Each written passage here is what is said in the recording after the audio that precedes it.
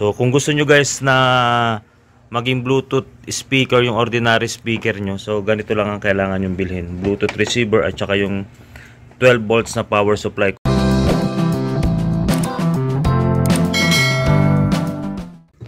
So ito yung Bluetooth guys. Maliit lang siya. Ito ay nabibili lang sa Lazada. Ayan. And then para gumana siya, kailangan namin ng 12 volts. So bumili kami ng saksakan nito guys. Ganito siya sa Lazada at ito na ang kinalabasan. Ayan, yan yung loob niya. Now, ano tawag dito boss? 12 volts na source? Power supply. So bumili kami nito. Tapos ito rin, Bluetooth to guys ha. Mukhang ewan ko lang kung ano itsurang Bluetooth to. Magkano sa Lazada to boss? 130.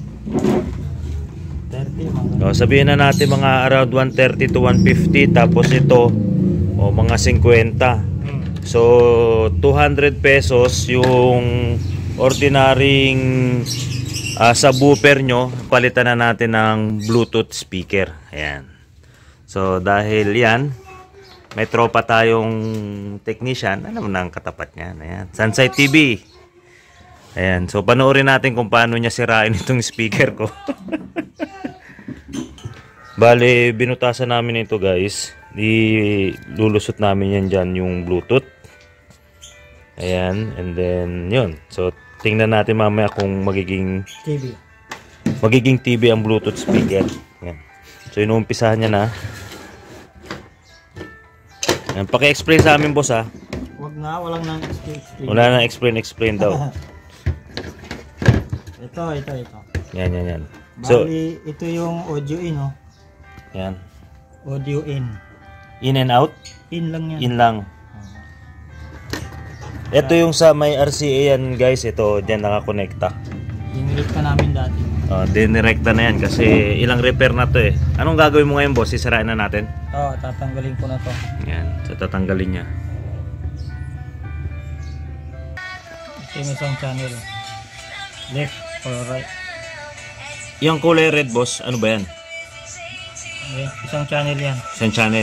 Pinagtatanggal niya lahat guys. Pwedeng ito yung right or left. Yung kulay blue. Oo. Pero dyan sa Bluetooth na yan, iba naman yung ano niya no? Ganon din yun. Bakit color coding niya yellow? Hindi, walang color coding yan. Iba na sa, depende na sa ano yan. Okay. So, Ano. guys, malilito tayo. Hindi tayo pwede mag-DIY dito. Kasi kung color coding sana, mas maganda. Ngayon dito, kailangan alam mo talaga kung saan inalis at saka ilalagay. Yan. Yung tatlong wire, bakit yan boss? Ano yung block na yan? Para sa ground yan. Ground. So left and right at saka ground. Yan. So yun guys, useless na tong jack na ito. Wala na yan.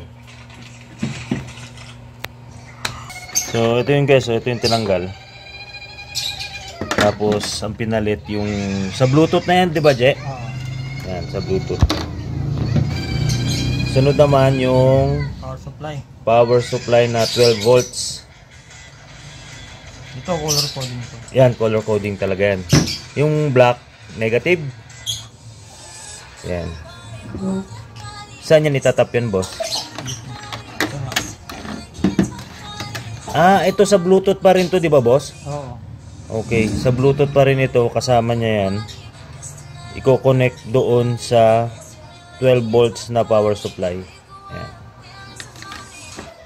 So tatanggalin na natin yun. Alin ang tatanggalin yung boss? Yung wire. So tatanggalin din yung wire. Papalitan nun.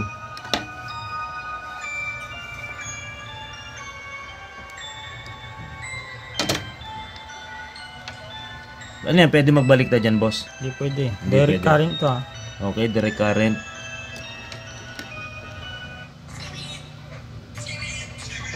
Okay. So yun na. Meron ng cord ng supply papunta sa Bluetooth. Ganyan yun. Mamaya natin po na. Next procedure, ang hinahanap naman namin ay yung source ng para sa switch ng kuryente. Yung wire na yan boss, Okay na to kasi wala naman siyang bubuhating Mabigat na kasi may mga basher dyan na sobrang liit ng wire mo, sabi nila. okay. Pero dapat alam nyo kung anong paggagamitan ng mga ganitong wire. So sa bagay ito lang naman yung ang ano no, kukuha ng wire, kaya tingnan niyo naman guys, napakaliit, kaya hindi kailangan ng napakalaking wire diyan. Okay, mag-alala guys, pag itong pinagagawa niya hindi na ayos, ibabash ko rin 'to eh. Libre lang naman yan. Mag-bash. Tingnan nyo naman guys, narinig nyo, libre lang. Libre mag-bash. Ay, kala ko yung bayad. O saan na may kukonek yan, boss? Dito sa may AC. AC ano niya. Ayan. Papuntang ano na yan. Outlet.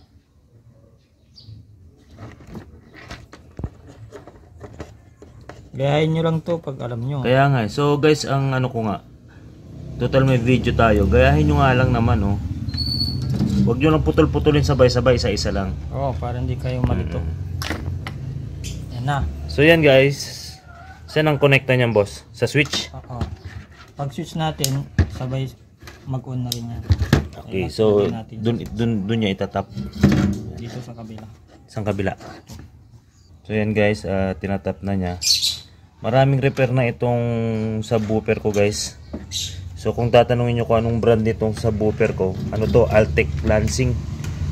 So magandang klase siya. So yan, putol tayo ngayon. Hindi ko na pinutol yan. So yan, dyan niya itatap guys yung isa. So hindi na pinutol yan, yan yung mga ano lang, yung mga legit na technician nakakalam. Talaga. Ayan na. Tamang sugat-sugat lang sa wire. Ayan. Okay. Ito yung papuntang outlet. Ay, oo, galing outlet. Oh. Ito yung isang linya. Ito yung isang linya naman. Ay, oo. Diba? Dahil ito switch lang. Nilagay ko dito para pag switch natin, sabay din mag-on. Pag pinatay natin, mamamatay din to. Okay. Alright. So yun guys, yung wire na sinugatan natin kanina at nagtap tayo, kailangan niya ng electrical tape dahil syempre kuryente yan. Alright. Kailangan guys, coveran daw yung ano, yung 12 volts na power supply kasi para maiwasan yung ground. Tama ba boss? So, yan. Tama. So ang sunod na gagawin namin, hahanapan namin ng pwesto yung power supply. Tama ba boss? Yung power supply doon sa loob para naka-fix na siya. Ayan. So kapakapa lang, yung speaker namin binutasan namin ng kasukat nitong Bluetooth receiver na to para maganda naman yung pagkalapat. So kung gusto nyo guys na maging Bluetooth speaker yung ordinary speaker nyo, so ganito lang ang kailangan yung bilhin, Bluetooth receiver at saka yung 12 volts na power supply. So ayan na guys, inaayos na. Baka malito kayo. So guys, ito, Out yan sa alam nyo naman yung ating made in China, R-out yan. Ngayon kung makikita nyo, ang nakalagay dyan, T-U-O-R, pabaliktad, parang tuor. Ayan, so kailangan talaga guys ng technician sa mga ganitong bagay. Pero hindi naman kayo guys mawawala dyan kasi yung socket niya, saktuhan lang naman. Di ba boss? Alang naman ipasok nyo yung socket na maliit sa malaki. So yan. Tsaka para sure guys, kung gagamit kayo ng mga ito, picturean nyo muna bago nyo alisin yung mga wire para meron kayong reference kapag ibabalik. So yan guys, okay na yung wiring, nakabit na. Ite-testing na namin ngayon. May ilaw ba? Ay, ayun, may maliit na ilaw. Ayun oh. So, nagfa-function na siya. Ang kagandahan nito guys, pag naglagay kayo ng Bluetooth speaker, ng Bluetooth receiver, so yung luma kong subwoofer na walang saksakan ng USB at memory, meron na siya ngayon. So, double purpose. Kung meron kayong nakasave na music sa USB, so pwede na siya. So, tinetesting na ni Boss JR. So, So, yan guys, yung base niya. And then, naging okay na. So, tumutunog na.